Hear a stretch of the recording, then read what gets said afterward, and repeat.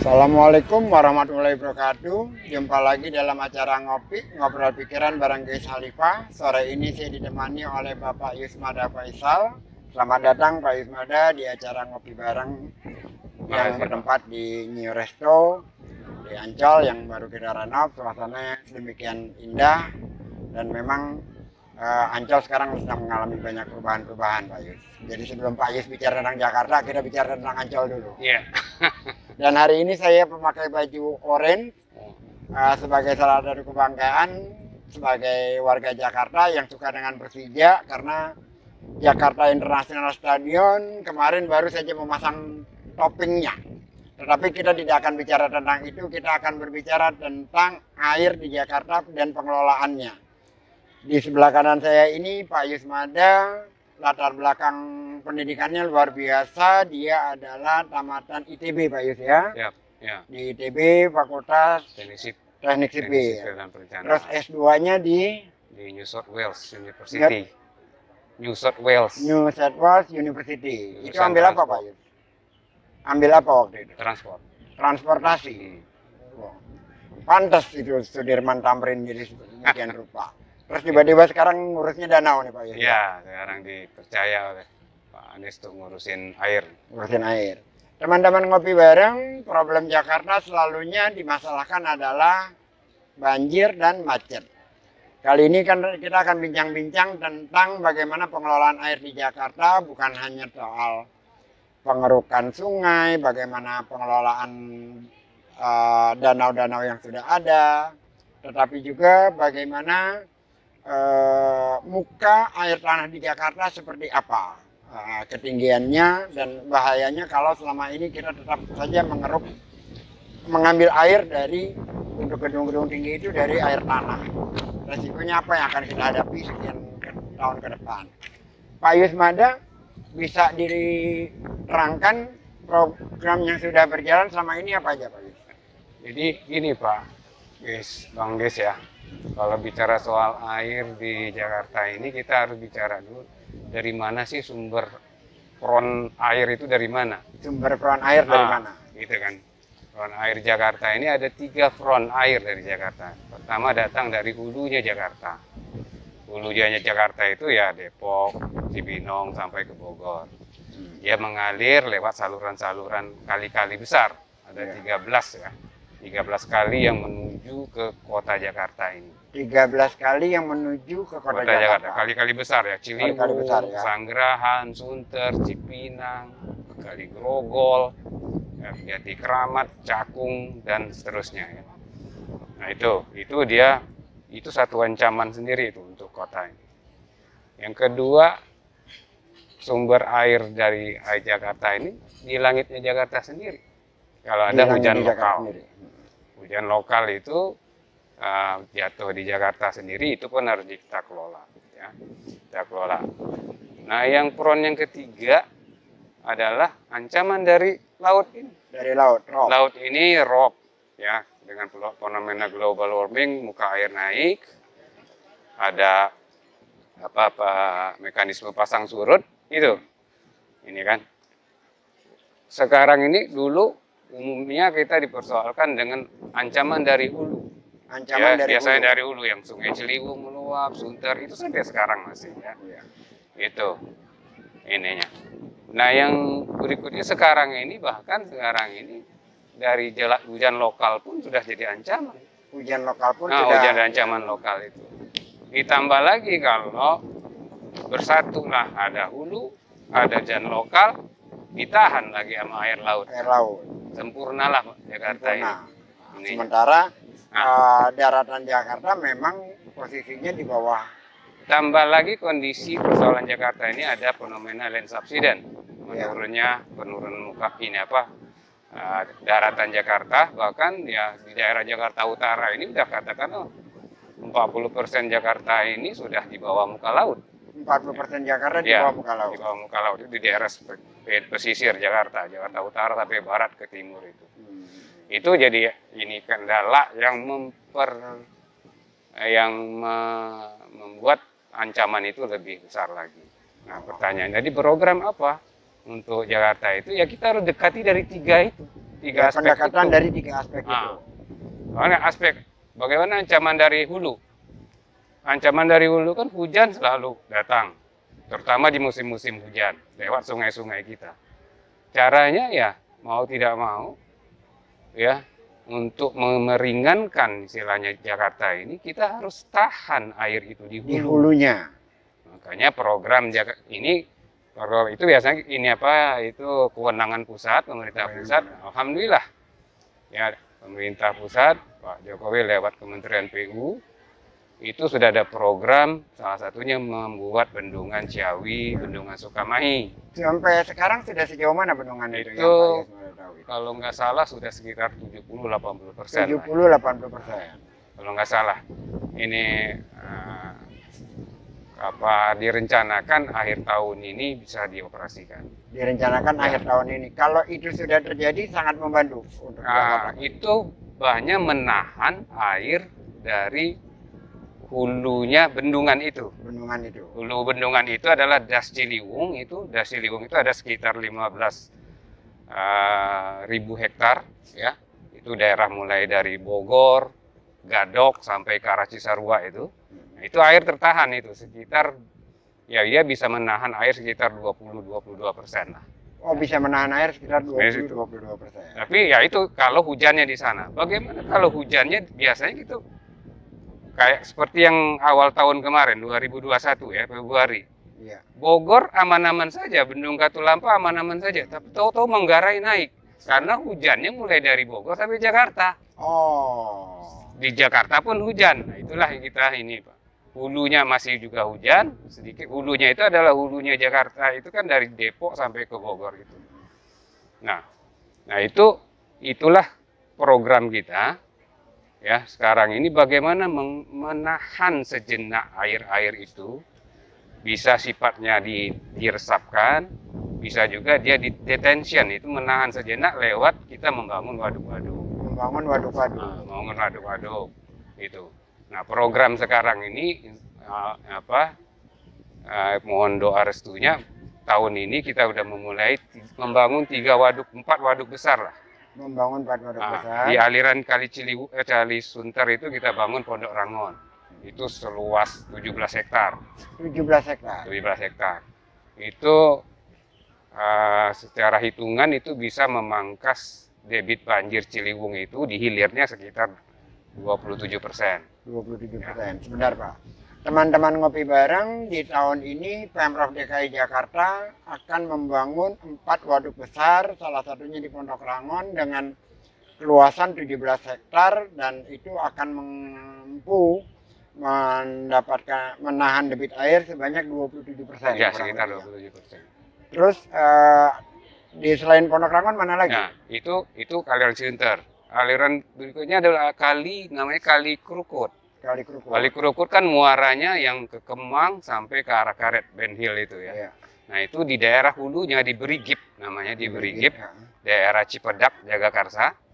Itu kita akan bangun waduk seluas kita lebih kurang 10 hektar. 10 hektar. Nah, itu kira-kira bisa Besar sekali itu, Pak. Ya, besar lah, lumayan lah ya. Lumayan besar untuk menahan air itu. Itu hitungannya itu sekitar 22% itu bisa sedikit memangkas debit banjir di hilirnya. 22% debit Ya. banjir di hilirnya. Itu ikhtiar ya, ikhtiar kita bagaimana meringankan daerah Kemang, daerah Mampang itu. Itu. Nah, itu aliran Krukut. Nah, berikutnya ada aliran Kali Grogol. Kali Grogol itu menuju ke arah Pesanggerahan. Itu kita bikin waduk, namanya Waduk Lebak Bulus. Waduk Lebak Bulus. Lebak Bulus di sekitar luasnya itu 5 hektar. 5 hektar. Jadi itulah ikhtiar kita, upaya bagaimana menahan air-air di hulu itu. Jadi untuk yang tahun ini, Untuk tahun ini 2 tahun ke depan. 2 tahun ke depan. Kalau yang tahun sebelumnya ada berapa waduk yang sudah dirapikan segmentasinya maupun yang waduk baru? Kalau yang lalu-lalu itu sifatnya ya kita ada ya waduk-waduk kecil, misalnya kayak waduk Kampung Rambutan, waduk Cimanggis, itu udah kita bangun juga. Tapi lebih ke arah kita merevitalisasi waduk-waduk itu dengan cara mengeruk sedimentasinya. Terutama yang paling utama untuk waduk Jakarta ini pengendali banjir itu adalah waduk Pluit, waduk Riario. Waduk Pluit itu kan itu untuk catchment areanya untuk mengamankan area istana ini apa Tamrin Sudirman gitu ya. Oh itu waduk Pluit. Waduk Riario Pluit itu kan Pulau Mas, ya, Kelapa Pulau Gading Mas, dan lain-lain ya. Nah, semua waduk kita ada sekitar 97 buah. Ya. Nah, itu kita upaya kita adalah bagaimana memastikan kapasitas waduk itu sesuai kapasitas rencana dia dengan cara mengeruk. Dengan cara mengeruk ulang ya. Ini kan begini Pak Ismada ya. Ada dua pendekatan. Pendekatan pertama itu memperbesar sungai. Ya. Terus otomatis bahwa terjadi penggeseran orang yang berada di pinggir situ. Itulah yang sering bersentuhan antara proyek pembangunan pemerintah dengan masyarakat setempat. Terus ada juga yang seperti ini, membuat waduk-waduk, menahan air lewat ke saluran, got, terus kali kecil, terus apa saluran MTB apa namanya tuh. Ya. Gitu, kan semacam itu. Di dalam dua pendekatan ini, mana sebenarnya yang diambil oleh Pemprov DKI sekarang ini? Ya kita bukan ini ya, bukan dipertentangkan seperti itu Bang. Karena ada dua ini kan. Dari data yang kita ada ini ya. Sungai kita yang ada sekarang, waduk yang ada kita sekarang, itu kemampuan dia mengevakuasi air ke laut. Ya. Itu sekitar 2.300. 2.300 itu kapasitas rencananya, Bang. Ya. Sementara kapasitas existing dia carrying kapasitas sekarang paling ada 60%. Cuma 60%. Cuma 60%. Bahkan ada yang memperhitungkan tinggal 40%. Karena itu akibat dari sedimentasi, ada pemukiman-pemukiman itu ya. Itu, nah, menuju kapasitas itu penting kita melakukan itu ya. Melakukan ini, istilahnya itu menormalkan aliran-aliran itu. Ya. Tapi buat diketahui bahwa air yang turun di Jakarta ini berdasarkan data dari 2020 itu ada 3.300 meter kubik per detik. 3.300 meter kubik per detik. Sudah melewati kapasitas rencana, berarti ada sekitar 1.000-an meter kubik per detik air harus di saat yang sama turun harus itu ini dan dulu, harus bertahan dulu. Kapasitas kemampuan kita yang kita miliki. Tertahan dulu, makanya yaitu. Jadi upayanya tetap upaya menormalkan saluran-saluran itu dengan cara mengeruk sedimentasi itu harus diiniin. Upaya itu tetap kita kerjakan. Tapi Pak Gubernur memberikan arahan, coba kita membuat satu pendekatan baru bagaimana air ini, debit air ini dimanage, dikelola. Ya, siap. Ya, dengan sasaran yang sampai ke sungai itu tidak besar lagi. Teman-teman ngopi bareng, ini pendekatan yang digunakan oleh Pemprov DKI saat ini bahwa air yang turun itu bukan langsung dialirkan, tetapi dimanage agar kesiapan sungai itu juga tidak langsung dimasuki oleh air demikian rupa hingga akhirnya dia membesar, melebar dan tumpah ke mana-mana gitu kan. Jadi ada lebih dulu dimanage pada saat jatuhnya air di tempat-tempat itu. Cara memanagenya itu apa pendekatan? Memanagenya itu gitu. Jadi hulu itu hujan itu ada dua hulunya. Satu hulunya di selatan, yang tadi saya bilang tadi lewat sungai-sungai. Hulu hujan lagi, aliran hujan itu jatuh, hulunya itu adalah atap rumah. Hulunya atap rumah. Atap-atap rumah kan. Ya. Atap-atap rumah di Jakarta ini, bahkan juga di daerah itu. Bagaimana kalau memungkinkan dari atap-atap rumah itu tumpah itu jangan langsung ngegelontor ke saluran, ditahan dulu di persil-persil rumah itu. Itulah yang dibilang drainase vertikal. Yang kita lebih kenalnya sumur resapan. Sumur resapan, ada sumur resapan, ada kolam tampung, ada macam-macam, ada bentuknya itu. Ya, bentuknya. Kalau dulu nenek-nenek kita pakai sumur, pakai tandon-tandon air. Iya. Supaya bisa dimanfaatkan. Orang dulu itu lebih arif. Lebih arif dia. Lebih arif mengelola alam ya. Satu untuk dimanfaatkan, yang kedua itu dia tidak ngegelontor langsung. Iya. Jadi gini Bang, jadi gini. Kadang ada ya kalau teman-teman kadangnya, wah alhamdulillah daerahku tinggi, nggak banjir. Oke. Sebenarnya itu harusnya diubah paradigma itu bagaimana saya nggak ngebanjirin gitu loh. Oh, karena dia tinggi airnya Kan turun ke bawah Tapi kan. kalau dia tinggi terus dia bikin sumur resapannya kan airnya itu dia nggak ngebanjirin gitu termanage loh. di awal gitu Ya. kan. Itulah yang kita mau gerakkan sekarang, pendekatan itu. Nah, ini lagi dibikin semacam, ini butuh gerakan besar, gerakan masif ya, secara bersamaan. Nah, ini kita sekarang lagi dibikin regulasinya, bagaimana caranya membangun kesadaran bersama, tiap-tiap rumah itu menahan air. Paling tidak selama hujan 2 jam aja.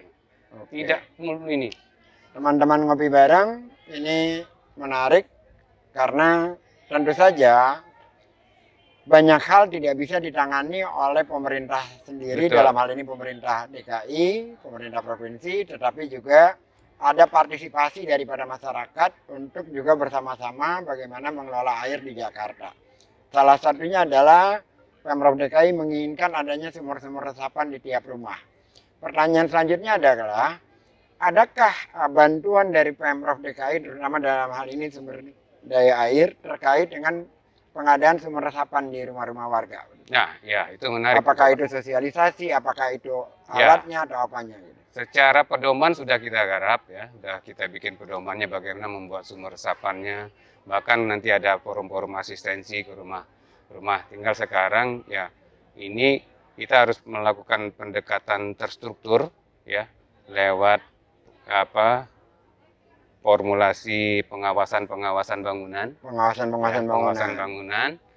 Nanti ini mudah-mudahan dalam waktu dekat ini lewat Dinas Cipta Karya, Dinas PTSP itu kan melakukan sosialisasi untuk mendorong, menghimbau warga untuk sama-sama yuk kita bikin tampungan air sumur resapan itu.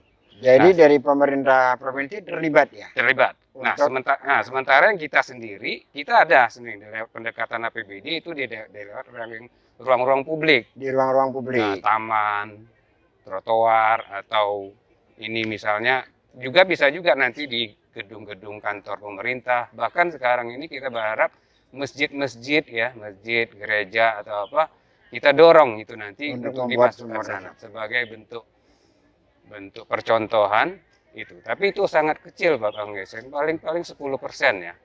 10%. Lebih banyak itu nanti 10% dari data kita itu 10% itu ini yang di daerah-daerah publik itu, 30% itu lewat kantor-kantor swasta. Nah, yang 60% itu ya di rumah-rumah. 60% itu di rumah-rumah itu. Yang angkanya besar itu ya. Ya. Nah, kita lagi mendorong bagaimana membuat semua warga ini lebih tertarik, mungkin apakah nanti perlu pola-pola insentif untuk mereka ini lagi dirumuskan, Pak. Lagi dirumuskan agar sosialisasi itu bukan hanya orang tahu, tapi juga punya kebutuhan untuk melakukannya. Ya. Punya kesadaran untuk membuat Jakarta tidak banjir, berarti secara personal mereka di rumahnya juga harus terlibat. Ya. Gitu. Jadi bukan hanya mengecam, sementara taman-tamannya jadi garasi mobil semua gitu kan. Teman-teman ngopi bareng, problem air di Jakarta bukan hanya problem banjir, tetapi juga ada problem tentang pengelolaan gedung-gedung tinggi yang menarik air untuk digunakan dimanfaatkan di area gedung tersebut. Ada juga problem abrasinya air laut di Jakarta. Jadi bahkan tadi kita ngobrol bareng di Jagakarsa itu sudah mulai ada penurunan muka air tanah ya. Jadi kalau ini tidak dengan kerjasama, kolaborasi bersama antara Pemprov dengan masyarakat, kesananya mungkin kita akan efeknya jauh lebih berbahaya lagi. Ya. Karena daya dukungnya itu kan ada batas ya, daya dukung dulu. Pak Yusmada ini yang membawahi Kepala Dinas Sumber Daya Air di Jakarta, dia juga punya konsep tentang bagaimana pengelolaan air di Jakarta ini. Tetapi bukan hanya itu, yang agak menariknya adalah sekarang, danau-danau di Jakarta itu yang dulunya memang ya sekedar dikeruk, tetapi kok sekarang jadi cantik gitu loh. Ini pertanyaan menarik ini.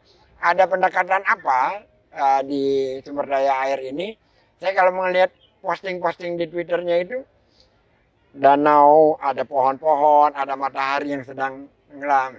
Ini pendekatan apa ini tentang Ya, dalam konteks ke Pemprov? ya, Biasanya ini, kan sekedar fungsi. ini yang kita namakan, yang istilah Pak Gubernur itu ada kebaruan Kebaruan. dalam kita bekerja ya. Kita bekerjanya memang sektoral ya. Sektor misalnya DSDA ini dalam tata kelola air, ujungnya adalah pengendalian banjir. Jadi semua infrastruktur itu fungsi utamanya adalah pengendalian banjir. Fungsi Mau utamanya waduk itu bisa waduk retensi, waduk detensi itu pengendalian banjir. Ya, begitu juga sungai. Sungai itu untuk wadah-wadah air, mengalirkan air, itu fungsi utamanya. Tapi sekarang ini sudah berkembang satu hal ini, itu juga arahan Pak Gubernur, bagaimana semua ruang-ruang publik atau aset infrastruktur ini juga punya kemanfaatan yang lain dari sisi sosialnya. Sisi sosialnya. Nah, dari sisi sosialnya yang Pak Gubernur bilang itu ruang ketiga. Ruang ketiga. Ruang pertama kita kan di rumah. Ya. Ruang kedua itu tempat kita beraktivitas, kantor, sekolah, atau toko. Nah, ada ruang ketiga somewhere in between antara dua ini. Itulah namanya ruang-ruang publik. Ya. Nah, bagaimana ruang-ruang publik ini di samping fungsi utama dia, ada fungsi-fungsi sosial, fungsi edukasi, fungsi dan juga fungsi lingkungan. Fungsi edukasi, fungsi sosial, dan fungsi lingkungan. Fungsi lingkungan. Makanya itu. Tapi tujuannya sebagaimana ruang-ruang itu para Pak Gubernur adalah membahagiakan warganya. Membahagiakan warganya. Ya gitu Pak. Itu satu hal. Contoh ini, satu hal lagi, kita memandangnya begini Pak. Waduk atau sungai itu kan kita di daerah tropis. Ada musim kemarau, ada musim hujan. Ya. Musim hujan itu aja, musim kemarau itu airnya sedikit, ya. Musim hujan airnya banjir, kayak gitu Pak. Itu kan hanya terjadi sekitar 3 bulan dalam 1 tahun itu. 9 bulannya kan ruang itu kan bisa dimanfaatkan. Nah, dimanfaatkan untuk hal-hal yang ya sifatnya itu untuk kegiatan masyarakat, untuk interaksi warga. Nah, itulah makanya dibikinlah konsep-konsep kolaborasi melalui pekerja sama kita dengan warga, dengan komunitas-komunitas perancang, urban designer, bagaimana ruang-ruang itu bisa dibentuk menjadi ruang-ruang yang menyenangkan. Jadi membangunnya itu ada kolaborasi dengan komunitas perancang, Ya. dengan urban designer, dan lain-lain. Warga, termasuk warga sekitar. Itu termasuk. yang paling penting warga. Wargamu mau apa kali kegiatannya? Seperti kemarin, teman-teman ngopi bareng, saya agak terperangah dalam konteks ini. Setahu saya, seingat saya, pemerintah itu biasanya kalau ingin membuat sesuatu itu, dia yang maha tahu, kita warga yang maha tidak tahu, menerima apa yang sudah dirancang, dibangun, ya sudah, manfaatkan. Ya. Yang kadang-kadang hasilnya itu menjadi tidak termanfaatkan secara memadai, bahkan seringkali menjadi tidak layak pakai karena tidak bersentuhan langsung dengan kebutuhan warga. Ini bukan hanya pendekatan baru, ini paradigma baru sebenarnya. Paradigma baru dalam konteks itu. Ya. Satu contoh, kita bangun Pondok Rangun Berigip. Kita tanya perancang itu langsung ke warganya. Warga butuh apa di sini? Warga butuh apa? Kayak gitu kan. Di sana juga ada kearifan lokal apa, ada budaya apa di sana. Kayak Berigip itu kan kental dengan nuansa Betawinya. Jadi suasana perkampungan Betawi juga akan dibentuk di sana gitu. Nah, kayak perkampungan gitu. Betawi juga dibentuk di sana. Ya, kira-kira diangkat lah ya, kearifan lokal di sana akan diangkat, diwujudkan dalam suasana lingkungan di sana. Ya, kayak itu, Pak. Teman-teman ngopi bareng, membangun itu rasa-rasanya mudah. Tinggal membuat gambar, menjadikan dia berfungsi. Tapi ketika dia masuk kepada psikologis masyarakat, berkaitan dengan kultur masyarakat setempat, dan diberikan ruang kepada ruang interaksi masyarakat yang berkaitan dengan, dalam konteks ini, dalam kultur Betawi, terus kebutuhan masyarakat, seringkali tidak mudah, karena itu memadukan beragam pemikiran, beragam kepentingan. Itu sangat tidak mudah, butuh proses panjang bekerjanya, karena butuh komunikasi. Beda dengan dirancang di atas, dilaksanakan. Kan lebih cepat dan lebih mudah terlaksana gitu. Apakah gak tambah panjang ini prosesnya nih Pak Ismada dalam pola pikir yang sedemikian rupa?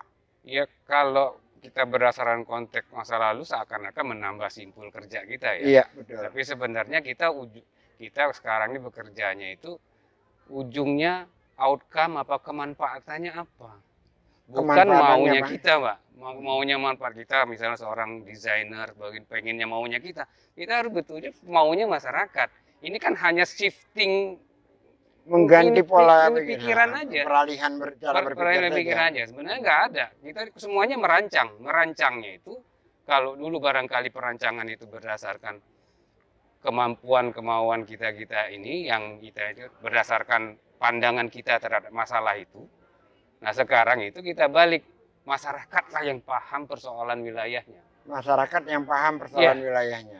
Dialah yang maunya seperti apa ini. Nah tinggal kita ini termasuk perancang desain itu mengartikulasikan, mendalami apa yang mau masyarakat dan mewujudkan dalam bentuk-bentuk desain seperti itu. Jadi hanya ini aja shifting sasarannya aja. Kalau dulu ke kita, kalau ini ke warga. Seperti itu. Teman-teman ngopi bareng, saya tidak bisa membayangkan orang-orang yang ada di Pemprov ini, mereka bukan hanya dibutuhkan kecerdasan intelektual dalam hal teknis, tapi juga dibutuhkan kecerdasan di dalam mengelola psikologi masyarakat dan kebutuhan masyarakat. Lantas kemampuan menerjemahkan konsep itu menjadi sesuatu yang sifatnya teknis. Dan saya kira ini tantangan baru yang menarik ya Pak ya, di Pemprov itu ya, karena ini kan menjadikan warna baru di dalam pengelolaan pemerintahan, terutama di Pemprov DKI sendiri. Tapi saya tidak ingin terlalu dalam untuk mendalami bagaimana keterkejutan orang-orang yang berada di sana. Saya ingin bertanya sesuatu hal yang beda lagi. Jakarta ini bukan hanya daratan, tapi Jakarta juga punya kepulauan, namanya Pulau Seribu. Di Pulau Seribu itu ada 108 pulau, tadinya ada kalau nggak salah 109 atau 110. Dua itu tenggelamnya karena apa sih? Saya nggak bahas lah, karena panjang nanti cerita di balik itu. Dan terus ada pulau yang paling terjauh, yaitu namanya Pulau Sabira. Sabira atau Sabire? Sabira. Di pulau itu harga air sekarang ini menjadi murah karena konsentrasi pemerintah DKI kepada pulau-pulau di deretan Pulau Seribu itu luar biasa. Ini proses transformasinya sejak kapan Pak Yusmada ini? Pendekatan kepada pulau-pulau Seribu itu? Ya, ini masifnya ya sejak berapa 2-3 tahun terakhir ini ya. 2-3 tahun terakhir ini masif. Ya, artinya kan gini kan, kita ya sesuai dengan pola berpikirnya yang diarahkan oleh Pak Gubernur, konteksnya pertama adalah keadilan sosial. Keadilan sosial. Ya, keadilan sosial. Bagaimanapun Pulau Seribu itu adalah warganya bagian adalah warga Jakarta. Bagiannya Jakarta. Dan itu kalau tidak ada intervensi pemerintah, mereka akan jomplang sekali ya. Iya. Dia sulitan air. Pertama persoalan kita keadilan sosial itu bagaimana memenuhi paling tidak kebutuhan dasar dia terpenuhi. Ya. Salah satu di Pulau Seribu itu kebutuhan dasarnya persoalan air. Betul. Ya kan air itu. Nah, air dia kan hanya dia ada air laut. Kalau air hujan, kalau air tanah juga sulit. Makanya kita dekati dengan instalasi pengolahan air di sana. Ya alhamdulillah dengan gencar ya 2-3 tahun ini dari 11 pulau berpenduduk itu 9 sudah ada instalasi pengolahan airnya. Sebentar Pak Yusmada. Dari 11 pulau berpenduduk di Kepulauan Seribu, 9 sudah ada instalasi pengelolaan air. 2 tahun ini. 2 tahun ini. Artinya akhir 2021 atau paling lambat pertengahan 2022, seluruh pulau-pulau berpenduduk di Kepulauan Seribu sudah memiliki instalasi air. Saya kira ini kerja luar biasa ya, karena secara jarak tempuh agak relatif jauh dari daratan Jakarta. Yang kedua, kalau mau bicara dalam konteks elektoral politik, nggak banyak-banyak amat gitu lah secara elektoral. Tetapi bahwa penduduk kepulauan ini diperlakukan sama dengan warga yang ada di daratan, ini luar biasa. Ya, itulah yang dibangun oleh Pak Gubernur. Tidak ada beda antara mereka di pulau dengan di darat. Yaitu pastikan perbedaan juga dalam segala sektor, air termasuk sembako. Termasuk sembako. Iya kan. Harga sebenarnya sama, tapi dia lebih mahal karena ada angkutan kan. Ada angkutan. Makanya kalau sembako itu saya lihat ya udah ada dibikin grosir di sana kan. Iya. Nah, termasuk kalau kami sini air. Yang kedua limbahnya. Termasuk instalasi limbah pun kita lengkapin di sana.